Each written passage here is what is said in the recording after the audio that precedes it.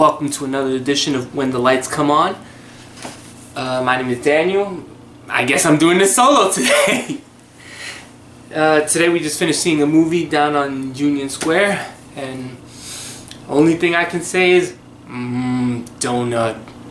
Can you guess what we saw? It was in 40X. That's right, we saw Power Rangers.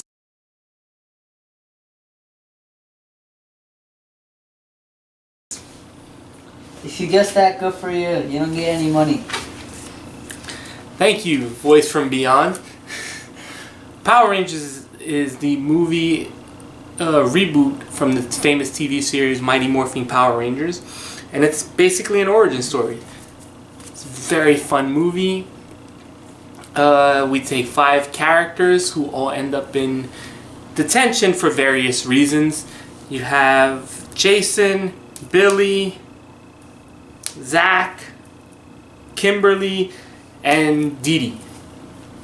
No, it's, not Dee Dee. It was Dee Dee. No, it wasn't her actual name. Trini? Yeah. Trini. No, it was Dee Dee, but they kept calling her Trini. So, no, her actual name is Trini. They just kept calling her Dee Dee. Yeah, there you go. Thank you, voice from beyond. And what they do is basically they find a mystical thing, gives them superpowers. It's a rock. They find a rock in the ground, they get superpowers, and they try to fight off a crazy Elizabeth Banks character. That's the movie in a nutshell. Good things about this movie, it's actually pretty, while it's badly written from a dialogue point of view, it's actually a pretty good connection of characters. Like, all the main characters are really fun, and the movie, for better or for worse, flows better. All 5 characters have a lot of chemistry together. Even the girls who don't get flushed out that much, especially Trinity, she's just kind of there in a couple of scenes. There's not much. The beginning is very rushed as they throw all 5 characters at you who happen to be in this one location with very little explanation of why, how, or even caring. It's just like, come on, let's keep it moving, let's keep it moving. A lot of people compare this to The Breakfast Club. I can see that. A lot of people compared it. I even compared it when I first saw the trailer for it to Chronicles. Chronicles is a much better movie than this, though. But this movie has a camp factor and it knows it. The dialogue is beyond cheesy. The dialogue feels like it was taken from the 1990s TV show.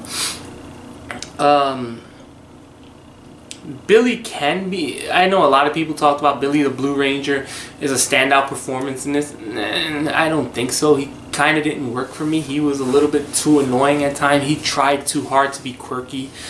But, you know, he did show a lot of charisma in his parts. The leader, Jason? Yeah. Jason was pretty good, but he's your everyday leader. These characters are very much archetypes.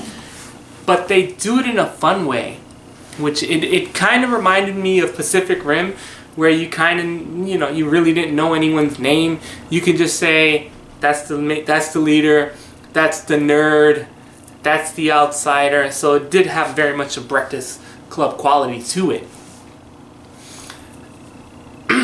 I heard a lot of people complain or say that Elizabeth Banks was completely over top. I never saw that. Matter of fact, she's missing through most of the movie. She's only in, before the final climax, she's only in about 15 minutes of the movie.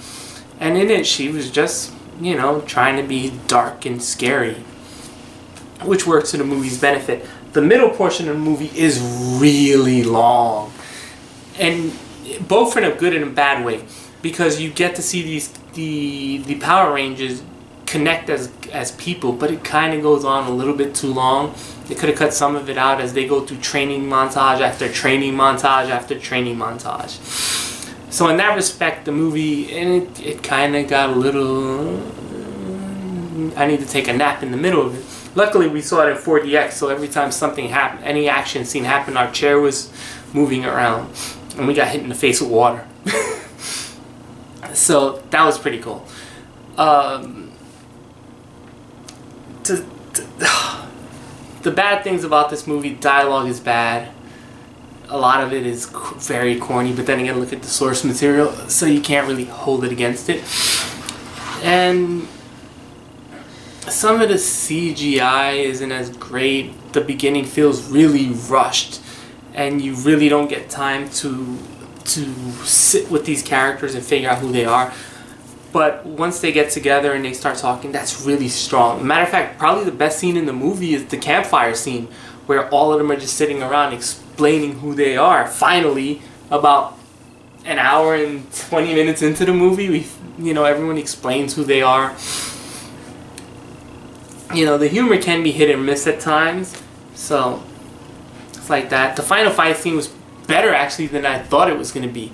In the trailers, it looked really, really bad. It looked Gods of Egypt. CGI bad. But it actually came off a little bit better. It came off a lot better than that. And it was a lot of fun. There was times where the cuts were too quick and I didn't know what the heck was going on. So, but look at the source material. Look at Power Rangers. So, can't say much about that. Oh my God, who the hell in the world? How much money did Krispy Kreme play for this movie? I bet you they freaking bankrolled at least half the budget. Krispy Kreme is mentioned in probably the end of the second act, all the way through to the third act. Matter of fact, Krispy Kreme plays a plot point in this movie. You heard it. A friggin' donut, and this isn't a Simpsons movie, plays a major plot point in a Power Rangers movie. But I'm not gonna lie, it got a couple of chuckles out of me. But that's about it. It was weird. It was odd. Like, are you serious? But then again, it plays into this is Power Rangers, can't factor. So can't blame it too much. Any other thoughts on this?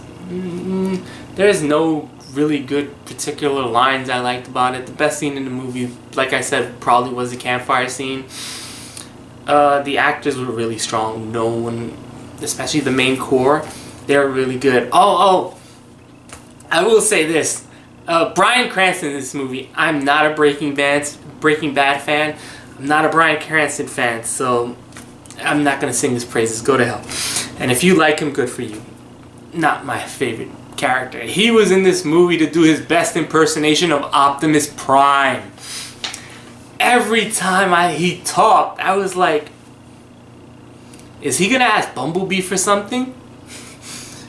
Every word out of his mouth, I just felt like going, one shall fall and one shall stand and one shall fall.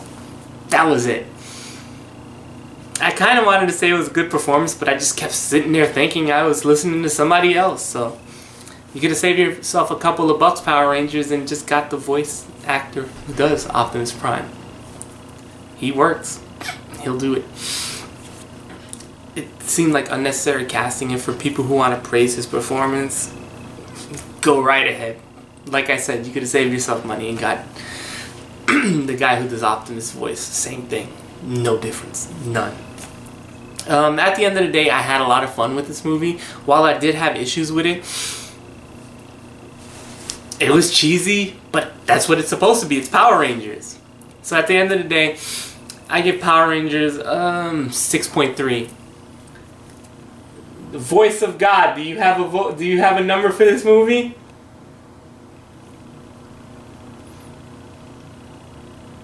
$8.5. You heard it from the pair of legs that are over here. So that, ow! I'm no math major, but that makes our score 7.3, which is a lot higher. This movie's getting decimated on the tomato meter. I think it's at 42% on Rotten Tomatoes. Terrible. That's awful. This is a better movie than that. Go out of your way to watch it. You'll have fun. Any other words? Go Power Rangers. You crack me up, little buddy. See you next time.